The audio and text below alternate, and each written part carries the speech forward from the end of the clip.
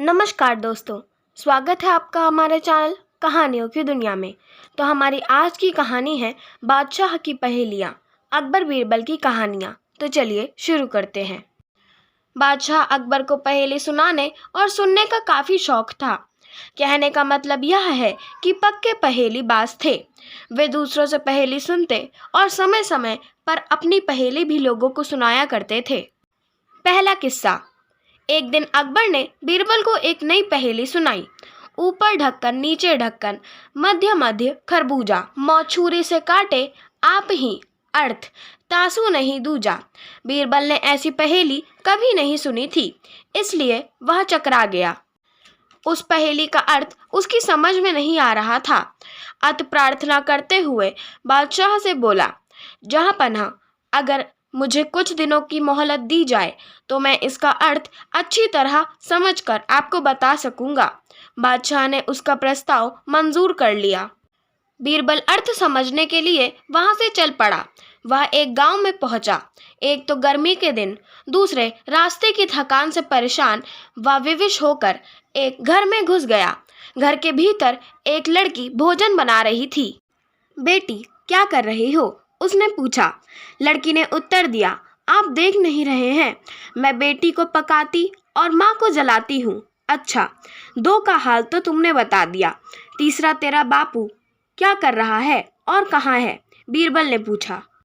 वह मिट्टी में मिट्टी मिला रहे हैं, लड़की ने जवाब दिया।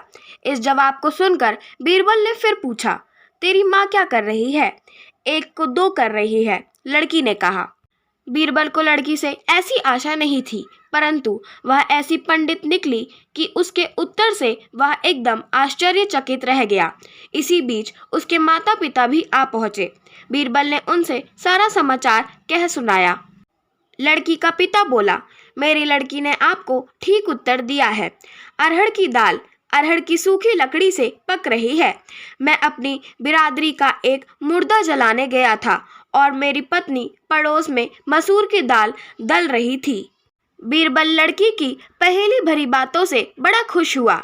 उसने सोचा, शायद यहाँ बादशाह की पहेली का भेद खुल जाए। इसलिए लड़की के पिता से उस पहेली का अर्थ पूछा। यह तो बड़ी ही सरल पहेली है, इसका अर्थ मैं आपको बतलाता हूँ।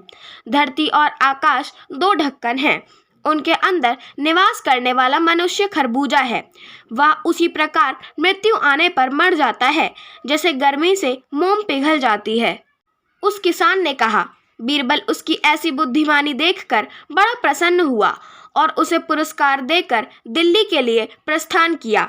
वहां पहुंचकर बीरबल ने सभी के सामने बादशाह की पहेली का अर्थ बताया। बादशाह ने प्रसन्न होकर बीरबल को ढेर सारे इनाम दिए। दूसरा किस्सा, रेत से चीनी अलग करना। एक बार बादशाह अकबर, बीरबल और सभी मंत्रीगण दरबार में बैठे हुए थे। सभा की कार्यवाही चल रही थी। एक एक करके राज्य के लोग अपनी समस्याएं लेकर दरबार में आ रहे थे। इसी बीच वहां एक व्यक्ति दरबार में पहुंचा। उसके हाथ में एक मर्तबान था। सभी उस मर्तबान की ओर देख रहे थे। तभी अकबर ने उस व्यक्ति से पूछा, क्या है इस मर्तबान में? उसने कहा, महाराज, इसमें चीनी और रेत का मिश्रण है। अकबर ने फिर पूछा, किस लिए? अब दरबारी ने कहा, गलती माफ हो महाराज, लेकिन मैंने बीरबल की बुद्धिमता के कई किस्से सुने हैं। मैं उनकी परीक्षा लेना चाहता हूँ। मैं यह चाहता हूँ कि बीरबल इस रेत में से बिना पानी का इस्तेमाल किए चीनी का एक एक दाना अलग कर दें। अब सभी हैरानी से बीरबल की ओर देखने लगे। अब अकबर ने बीरबल की ओर देखा और कहा, देख लो बीरबल, अब तुम कैसे इस व्यक्ति के सामने अपनी बुद्धिमानी का परिचय दोगे?